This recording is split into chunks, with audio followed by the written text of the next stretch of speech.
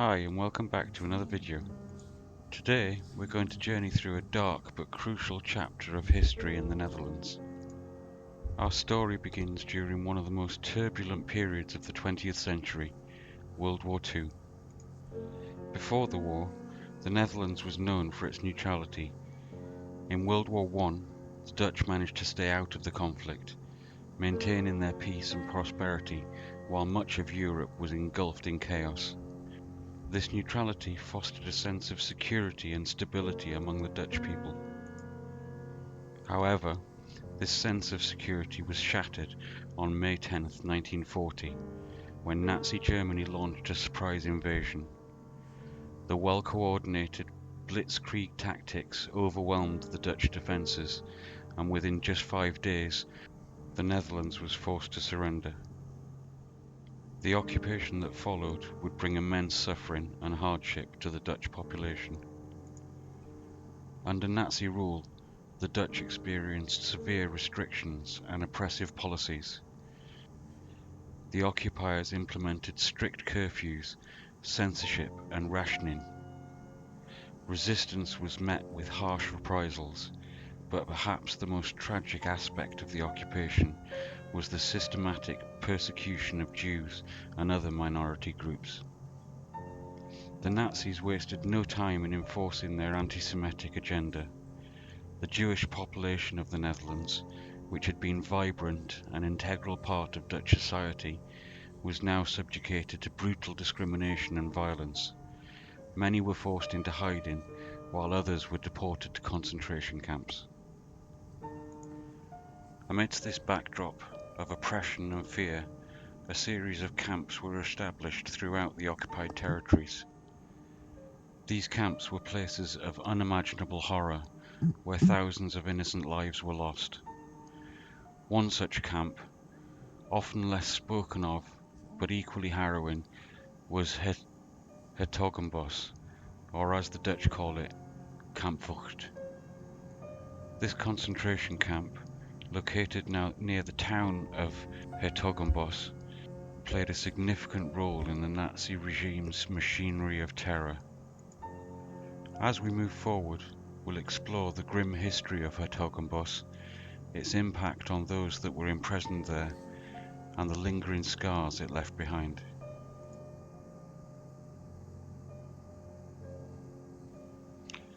Constructed in 1942, s-Hertogenbosch was the only SS camp in Western Europe outside of Germany.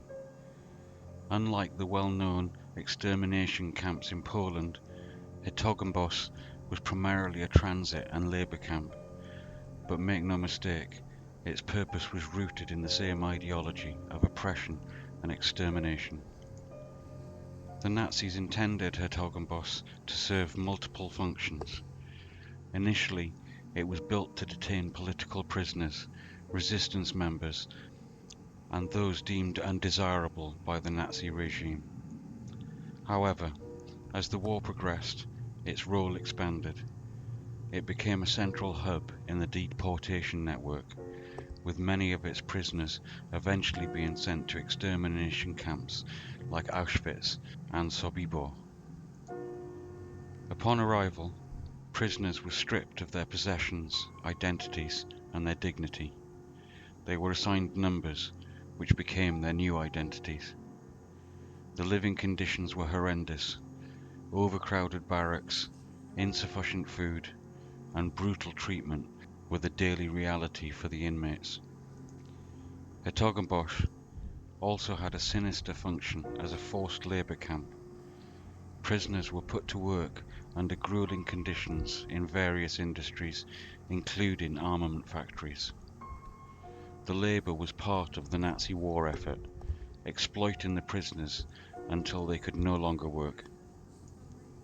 The camp's infrastructure reflected its dual role. It had a crematorium for disposing of bodies, a punishment block for those who defied orders, and even a children's barrack.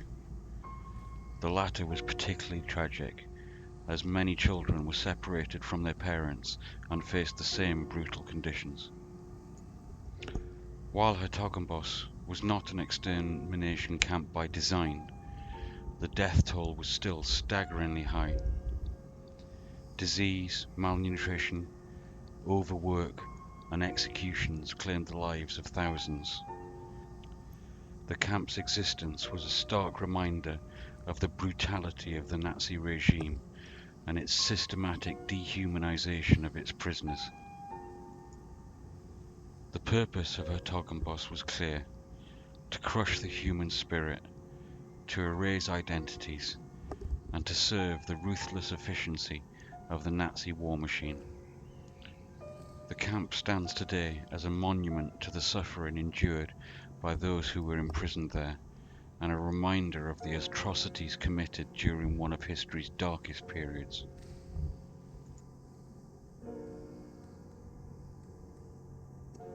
To truly grasp the impact of Herzogenbosch, we must try to understand the personal stories of those who endured its horrors. These are tales of unimaginable suffering, but also of resilience and humanity. One such story is that of Philip Mechanicus. Mechanicus was a well-known Dutch journalist and writer. As a Jew, he was arrested and sent to Herzogenbosch in 1943. His time in the camp was marked by hardship and terror, but he managed to keep a secret diary documenting his experiences in the camp. Mechanicus wrote about the unbearable conditions, the constant hunger, the brutal punishments, and the relentless fear of deportation to the extermination camps. His words provide a harrowing glimpse into the daily life at Herzogenbosch. He described the overcrowded barracks where disease spread rapidly and the weak often perished unnoticed. Despite the dire circumstances, Mechanicus also captured moments of humanity and solidarity among the prisoners. He wrote about the friendships formed in the face of adversity, the small acts of kindness that provided a brief respite from the daily horrors. These accounts remind us that even in the darkest of times, the human spirit can endure. Another poignant story is that of Selma Winberg, a Dutch Jewish woman who was also imprisoned at Herzogenbosch. Selma was transferred to the camp in 1943 and later deported to Sobibor. She miraculously escaped during a prisoner uprising and survived the war. Her story, like that of Mechanicus, is one of survival against all the odds. Selma's recollections paint a vivid picture of the constant fear and the brutal realities of life in the camp. Yet, they also highlight the strength and courage it took to survive. She spoke of the friendships that provided emotional support, the fleeting moments of hope, and the sheer will to live that carried her through. These personal stories are more than just historical accounts. They are powerful reminders of the individuals behind the statistics. Each prisoner had a name, a life, and dreams that were shattered by the horrors of the Holocaust. Through their stories, we honor their memories and ensure that the atrocities they endured are never forgotten. While the tales of Mechanicus and Winberg offer a glimpse into the personal impact of Herzogenbosch, there is another layer to this tragic history. The architectural remnants and artifacts of the camp tell their own story, one that bridges the past and the present.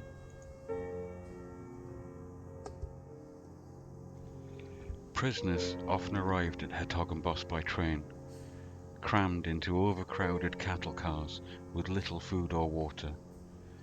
The journey was long and arduous, with many arriving weak and disorientated. As they disembarked, they were met by armed guards and barking dogs, a terrifying introduction to their new reality. Upon arrival, prisoners were herded through the camp gates into the registration area. Here, they were stripped of their personal belongings and identities.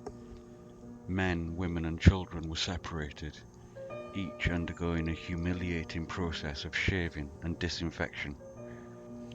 They were then issued with uniforms, striped clothing that would become their new, dehumanizing attire. Next, prisoners were assigned to barracks. These overcrowded and unsanitary buildings offered little protection from the elements. Inmates slept on wooden bunks, often several people on a bed.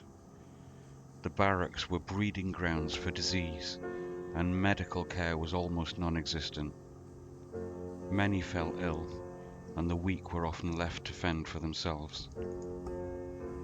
Each day began with an early morning roll call, a grueling process where prisoners stood for hours in all weather conditions. After roll call, they were assigned to work details. Herzogenbusch was a labour camp, and the prisoners were forced to work long hours under brutal conditions. They toiled in factories, workshops, and construction sites, performing back-breaking labour with minimal food and rest. Discipline was maintained through a regime of fear and violence. The punishment block was a place of torture and execution for those who defied orders or attempted to escape. Guards regularly beat prisoners, and public executions served as grim reminders of the consequences of resistance. Food rations were scarce and barely sufficient to sustain life. A typical meal consisted of a watery soup and a small piece of bread, and, if lucky, a bit of margarine or jam. Malnutrition was rampant, and many prisoners succumbed to starvation or related illnesses. For many, the end came in the form of death, whether from disease, exhaustion, or execution. The camp had its own crematorium, where the bodies of the dead were disposed of.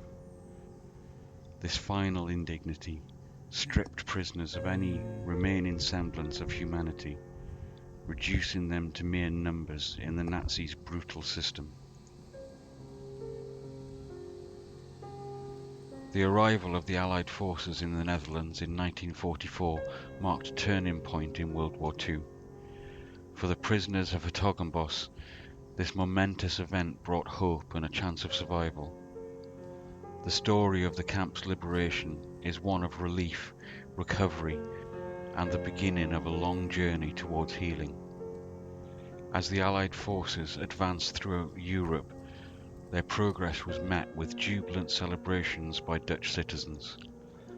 Towns and villages, weary from years of Nazi occupation, greeted the liberators with open arms. For the prisoners at Herzogenbosch, the sounds of approaching Allied troops were a lifeline in their darkest hours. In September 1944, the Allied forces, comprising primarily of British and Canadian troops, were closing in on the camp. The Nazis, sensing their imminent defeat, began evacuating prisoners, sending many to other camps in Germany. Those who remained lived in constant fear and uncertainty, unsure of what the next day would bring. On October 26, 1944, Herzogenbosch was finally liberated. The scene was a mix of chaos and relief. Allied soldiers were met with scenes of profound suffering, emaciated prisoners, makeshift graves, and the remnants of a brutal regime. The soldiers provided immediate aid, offering food, medical attention, and much-needed compassion. The liberation of Herzogenbosch left an indelible mark on the soldiers who witnessed it. Many recounted the overwhelming emotion of seeing the prisoners' plight and the sheer scale of the atrocities committed. Their testimonies have been crucial in documenting the horrors of the Holocaust and ensuring that such events are never forgotten. The immediate aftermath of the liberation was a period of intense activity. Medical teams worked tirelessly to treat the sick and the malnourished. Allied forces documented the conditions of the camp, gathering evidence for future war crimes trials. This documentation was vital in holding the perpetrators accountable, and providing a historical record of the camp's operations. Humanitarian organisations, including the Dutch Red Cross, played a crucial role in the aftermath of the liberation. They helped reunite families, provided psychological support, and facilitated the transition back to some semblance of normality. For many prisoners, the journey to recovery was long and arduous, marked by physical and emotional scars. In the years following the war, the liberation of Herzogenbusch contributed to the broader effort to bring Nazi war criminals to justice. Trials were held, and many of those responsible for the atrocities at Herzogenbosch were prosecuted. These trials were a critical step in the process of justice and reconciliation.